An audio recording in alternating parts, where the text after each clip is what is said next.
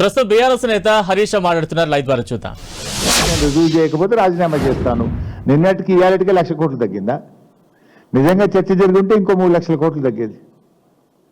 అంటే ఇలా జూపల్లి గారు ఆయనలో సబ్జెక్ట్ లేక పసలేక ఈరోజు చర్చకు రాకుండా ముఖం చాటేశారు.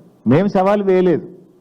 ఇప్పుడు మా కేటీఆర్ గారు నిన్న ముఖ్య రేవంత్ రెడ్డికి సవాల్ వేసిండ్రు. కానీ నువ్వు ఆ సవాల్ని స్వీకరించి నేనే తెలంగాణ భవన్కి వస్తున్నాను మీరే చెప్పారు కదా జూపల్లి గారు, మరి ఎందుకు రాలేదు? వచ్చి ఉంటే తేలిపోయేది కదా. అంటే దీన్ని బట్టి ఇవాళ జూపల్లి కృష్ణారావు గారి దగ్గర విషయం లేక తోకముడిచినారు. గతంలో అసెంబ్లీలో కూడా చర్చ జరిగితే అసెంబ్లీ వేదికగా అప్పుల మీద చాలా డీటెయిల్డ్గా నేను మాట్లాడి ఆనాడు ప్రభుత్వం నోరు మూయించాం. నేను చెప్పింది తప్పైతే ఇప్పుడే ఇక్కడే మాట్లాడండి భట్టి గారు అని బడ్జెట్ సమావేశాల్లో నేను సవాల్ విసిరితే కనీసం నా లెక్కలకు నా సవాల్కు శాసనసభలో చర్చకు రాకుండా ప్రభుత్వం సభను వాయిదా వేసుకొని పోయింది. ఇది ఆల్రెడీ తేలిన సబ్జెక్ట్. తమ చేతగానితనాన్ని తాము ప్రజలకు ఆ రోజు భట్టి గారు ఏమన్నారు, కాంగ్రెస్ పార్టీకి 100 ఏళ్ల చరిత్ర, డబ్బులు ఎలా సంపాదించాలో మాకు తెలుసు, ఈ గ్యారంటీలన్నీ అమలు చేసి తీరుతామని ఆ రోజు రెచ్చిపోయి భట్టి గారు ప్రజల్ని నమ్మించే ప్రయత్నం చేసినారు. బాండ్ పేపర్లు పంచి సంతకాలు పెట్టి ప్రజల్ని వంచినారు.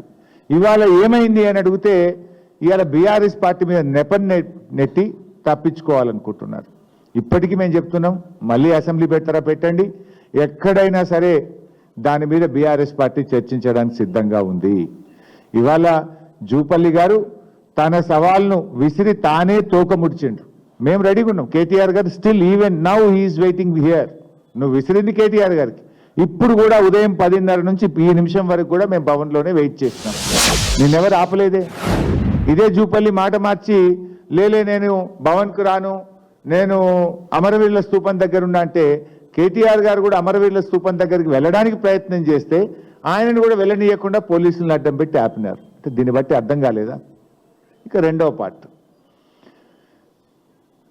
ముఖ్యంగా ప్రభుత్వ పాఠశాలలు గురుకుల పాఠశాల టెండర్లకు సంబంధించి 2,000 కోట్ల రూపాయల విలువ కలిగిన టెండర్లు జరిగినవి.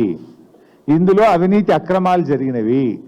ఇందులో తెలంగాణ బలహీన వర్గాల బిడ్డలు దళిత బిడ్డలకు అన్యాయం జరిగిందని బీఆర్ఎస్ పార్టీ ఆరోపించింది. నేను మాట్లాడాను. సీనియర్ అధికారిగా పనిచేసిన మా పార్టీ ప్రధాన కార్యదర్శి ఆర్ఎస్ ప్రవీణ్ కుమారు, గౌరవ మాజీ మంత్రివర్యులు కొప్పుల ఈశ్వర్ గారు కూడా మాట్లాడినారు. ఈ అంశం మీద చర్చకు సిద్ధమని అనేక సార్లు అనడం, తోకముడ్చడం. దీంతో మా ఆర్ఎస్ ప్రవీణ్ గారు ఈరోజు సోమాజిగూడ ప్రెస్ క్లబ్లో ఉదయం 12 గంటలకు మేము వస్తున్నాం, మీరు రండి అని స్పష్టంగా ఆయన సవాల్ వేసినారు. ప్రెస్ క్లబ్ బుక్ చేసినారు, అన్ని ఏర్పాట్లు చేసిండ్రు. మరి ఎందుకు ప్రెస్ క్లబ్కు రాలేదు? ప్రెస్ క్లబ్కు రాకుండా ట్విస్ట్ ఇచ్చిండ్రు. ఏమని? లేదా ప్రవీణ్ కుమార్ గారు మీతో మేము మాట్లాడడం, హరీష్ రావు వస్తేనే మాట్లాడతాము అని ట్విస్ట్ ఇచ్చిండ్రు. యాక్చువల్గా నాకు ఇవాళ షెడ్యూల్డ్ ప్రోగ్రామ్ నా కాన్స్టిట్యున్సీలో 4-5 ఇంపార్టెంట్ ప్రోగ్రామ్స్ ఉండే.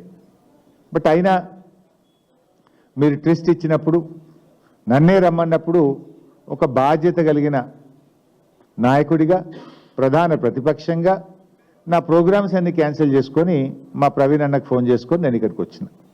సో కొప్పుల ఈశ్వర్ గారు, నేను, ఆర్ఎస్ ప్రవీణ్ గారు, మేము సోమాజిగూడ ప్రెస్ క్లబ్ పోవాలి. కానీ గౌరవ మంత్రులు కదా, వాళ్ళ మీద ఉండేటువంటి గౌరవంతో 3 మంత్రులు, సరేలే మనకు బేసిజాలు అవసరం లేదు, వాళ్ళు పిలిచిన దగ్గరికే పోదాం, ఏదో మేము పిలిచినాం సోమాజిగూడ, మేము ముందు సవాల్ వేసినాం, ఈడికే రా అని మేము జిద్దుకు పోలే. వాళ్ళు మంత్రులు, చాలా గౌరవం ఇద్దాం, వాళ్ళు బిజీగా ఉంటారు ప్రభుత్వంలో, వాళ్ళు పిలిచిన కాడికే వెళ్దామని మేము బయలుదేరినాం. బయలుదేరితే మమ్మల్ని మా కార్లను పోలీసులు ఆపేసినారు. అఫ్కోర్స్ ఇలా నాకు హిట్లరే మార్గదర్శకం అన్న ముఖ్యమంత్రి, ఆయనే హోంమంత్రి, ఇంతకుమించి ఆయన ఇంకేదో చేస్తాడని మేము కూడా ఏం ఆశించట్లేదు.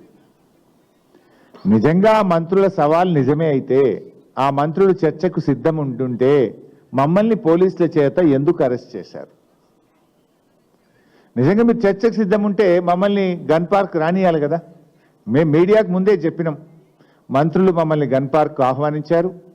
సరే మేము అన్నకాడికి వాళ్ళు రావట్లేదు కదా, వాళ్ళకి ఈగో ఉండొచ్చు, వాళ్ళు పెద్దలు కావచ్చు, మాకేం అట్లాంటివి లేవు, ప్రజల కోసం రాష్ట్రం కోసం ఓ 2 అడుగులు తగ్గడానికి కూడా మేము సిద్ధమని మేము అడిగి బయలుదేరినాం.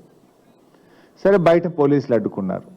నేను 3 మంత్రులకు నా మొబైల్ నుంచి ఫోన్ చేశాను. పొన్నం ప్రభాకర్ గారికి ఫోన్ చేశాను, అడ్లూరు లక్ష్మణ్ గారికి ఫోన్ చేశాను, హజారుద్దీన్ గారికి ఫోన్ చేశాను. 3 ఫోన్లు రింగ్ అయినాయి, కానీ 3 ఫోన్లు ఎత్తలేదు. మరి మీరు రమ్మన్నారు, మమ్మల్ని ఏమో ఇక్కడ పోలీసులు ఆపుతున్నారు, మీరు కదా ప్రభుత్వం, పోలీసులకు చెప్పండి, మమ్మల్ని అలౌ చేయండి అని చెప్పడానికి 3 మంత్రులకు ఫోన్ చేస్తే మంత్రులు ఫోన్లు ఎత్తారు. పోలీస్ అధికారులకు చెప్పాం, అక్కడ మంత్రులు పిలిచారు, మేమేమి కొట్లాటకు పోతలేము, లా అండ్ ఆర్డర్ ఇష్యూ అసలే అవసరం లేదు, చర్చకు మాత్రమే వెళ్తున్నాం. మంత్రులే మమ్మల్ని పిలిచారు, మంత్రులు మాకు సవాల్ వేసినారు కనుక దాన్ని స్వీకరించి మేము వెళ్తున్నాం అన్నప్పుడు మరి మమ్మల్ని పంపించాలి కదా. మమ్మల్ని పంపకుండా ఇవాళ మమ్మల్ని అరెస్ట్ చేసి తీసుకుపోయి పోలీస్ స్టేషన్లో పెట్టారు. అంటే దీన్ని బట్టి ఏమర్థమవుతుంది? చర్చకు మీరు సిద్ధంగా లేరు. ఈ టెండర్లలో అవినీతి జరిగింది, ఈ టెండర్ల మీద చర్చ జరిగితే మీ అవినీతి, మీ బండారం బయటపడుతుందని ఇవాళ మమ్మల్ని అరెస్ట్ చేసి మీరు తప్పించుకున్నారు. ఇన్ఫ్యాక్ట్ మేము పోలీస్ స్టేషన్ నుంచి కూడా మీడియా ద్వారా పిలుపునిచ్చాం. సరే, మమ్మల్ని అరెస్ట్ చేసి అదేం పోలీస్ స్టేషనే, కంచన్బాగ్ పోలీస్ స్టేషన్లో పెట్టారు, రండి అని అక్కడ కూడా కుర్చీ ఏర్పాటు చేసినాం. కంచన్బాగ్ పోలీస్ స్టేషన్కే చర్చకు రండి, ఇక్కడ కూడా మేము చర్చించడానికి సిద్ధం అని మేము సవాల్ విసిరినాం. లేదు, మీ పోలీసులకు చెప్పండి, కంచన్బాగ్ పోలీస్ స్టేషన్ నుంచి మమ్మల్ని మీ పోలీస్ పహారాలో మమ్మల్ని సెక్రటరియట్కి అయినా, గన్ పార్క్ అయినా, అసెంబ్లీకి అయినా తీసుకెళ్ళండి, మేము మాట్లాడడానికి సిద్ధమని మీడియా ద్వారా ప్రభుత్వానికి, పోలీసులకు విజ్ఞప్తి చేసినాం. అయినా మమ్మల్ని వదిలిపెట్టలేదు. అంటే దీన్ని బట్టి ఏమర్థమవుతుంది? ప్రభుత్వం చర్చకు సిద్ధంగా లేదు, ప్రభుత్వం తోక ముడిచింది, పారిపోయింది అని చెప్పి అర్థమవుతా ఉంది. సాటుకు మాట్లాడు ఎందుకు? ఎదురుగానే మీడియా సమక్షంలో, ప్రజల సమక్షంలో కుండబద్దలు కొట్టినట్టు కుల్లా మాట్లాడుకుందామంటే ఎందుకు పోలీసులను అడ్డం పెట్టుకొని డ్రామాలు ఆడుతున్నారు? అంటే దీన్ని బట్టి ఇవాళ రాష్ట్ర ప్రజలకు క్లారిటీ వచ్చింది.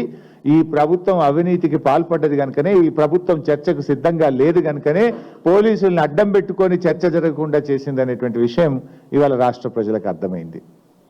ఇవాళ లక్ష్మణ్ గారు ఒక మాట అన్నారు, మొన్న ఒక మాట అన్నారు, వారం కింద 2 రోజుల కింద ఒక మాట అన్నారు, ఇవాళ ఒక మాట అన్నారు. సరే, మీలాగా ఆనాడు కాళేశ్వరం ప్రాజెక్టులో జరిగిన పనే 84,000 కోట్లు, 1,00,000 కోట్ల అవినీతి జరిగింది అని మీరు ఆ రోజు మా మీద బుర్ర జల్లారు. ఎన్నికల ముందు లబ్ధి పొందారు. మీరు ఖర్చు పెట్టింది 84,000 అయితే 1,00,000 కోట్ల అవినీతి జరిగిందని ఆ రోజుల్లో మా మీద ఎంత బురద జల్లారో రాష్ట్ర ప్రజలందరికీ తెలుసు. మేము అట్లా బురద జల్లే రాజకీయాలకు మేము చేయదలుచుకోలేదు, చేయము కూడా. ఇవాళ లక్ష్మణ్ గారు ముందేమన్నారు? లేదా ఈ టెండరే 600 కోట్లదే అన్నారు. మళ్ళీ అదే లక్ష్మణ్ గారు నాలుక గరుచుకొని ఒక వారం తర్వాత లేదా ఇది 1150, 1200 కోట్లు అన్నారు. మేమన్నాం 2,000 కోట్ల రూపాయల టెండర్లు జరుగుతున్నాయి, దీంట్లో అవకతవకలు జరిగినాయి, దీంట్లో స్కామ్ జరిగింది అని మేమన్నాం. ఒకసారి లక్ష్మణ్ గారి వీడియో చూద్దాం. 623 లక్షలకి టెండర్, 623 లక్షలకి టెండర్ పిలవడం జరిగింది. ఆ నిబంధనలకు అనుగుణంగానే టెండర్ ఫైనల్ చేసి వారికి ఇవ్వడం జరిగింది. హరీష్ రావు ఒక కామెంట్ చేశారు, తన దగ్గర ఆధారాలు ముఖ్యంగా టెండర్లు సుమారుగా 2,000 కోట్ల వరకు అవినీతి జరిగిందని చెప్పి హరీష్ రావు చెప్తారు. మీరు ఏమంటారు? టెండర్ వాల్యుయేషన్ ఎంత అండి? 1142 కోట్ల చిల్లర టెండర్. నువ్వే ముందేమన్నావు? 687 కోట్లు అన్నావు. వారం తర్వాత డేట్లు కూడా చూశారు, 1142 కోట్లు అన్నావు. ఇది మూడవ టెండర్. ఏంటంటే ఇది మూడవ టెండర్ నోటిఫికేషన్. ఇది ముఖ్యంగా మూడవ టెండర్లో ఇంతకుముందు ఎప్పుడైనా కూడా ప్రొవిజన్స్ అంటే పప్పులు, ఉప్పులు, నూనె, అదేవిధంగా పిల్లలకు అవసరమయ్యేటువంటి టూత్పేస్ట్, పౌడర్లు, అదేవిధంగా hand wash, Dettol, sunflower oil, palm oil, వనస్పతి, విజయ నెయ్యి, పసుపు, కారం, ధనియా ఇట్లాంటివన్నీ కూడా బీఆర్ఎస్ ప్రభుత్వంలో జిల్లా కలెక్టర్లే టెండర్లు పిలిచేవాళ్ళు. డిపిసి, డిస్ట్రిక్ట్ పర్చేస్ కమిటీ, కలెక్టర్లు, జాయింట్ కలెక్టర్లు, వివిధ గురుకుల అధికారులు కలిసి టెండర్లు పిలిచేవాళ్ళు. కానీ మీరు దాంట్లో కూడా అవినీతికి పాల్పడాలని ఆ టెండర్లలో కూడా మీ కన్నుబడి ఇగో ఇది 800 కోట్ల రూపాయలకు మీరు పిలిచిన టెండర్. 800 crores tender. దీంట్లో ప్రముఖ పత్రికల్లో కూడా గురుకుల కిరాణా టెండర్లలో 200 కోట్ల గోల్మాల్ అని పత్రికలు కూడా రాసినాయి. అయితే ఇప్పుడు నువ్వే చెప్పినావు కదా 1143, ఇది 800, ఎంత అయింది? 1943 కోట్లు, అంటే 2000 కోట్ల రూపాయల టెండర్లు అయినట్టా కానట్టా? మరి నువ్వంటివి మొదలు 600, ఎక్కడ 2000 కోట్లు అంటివి, మళ్ళంటివి 1143 అంటివి, మరి 800 కోట్లది ఏంది? ఈ టెండర్ బీఆర్ఎస్ ఈ కుంభకోణాన్ని బయటపెట్టిన తర్వాత, ప్రముఖ పత్రికల్లో వార్త వచ్చిన తర్వాత నెల 15 రోజుల నుంచి ఈ టెండర్ను ఆపిపెట్టారు. అఫ్ కోర్స్ ఈ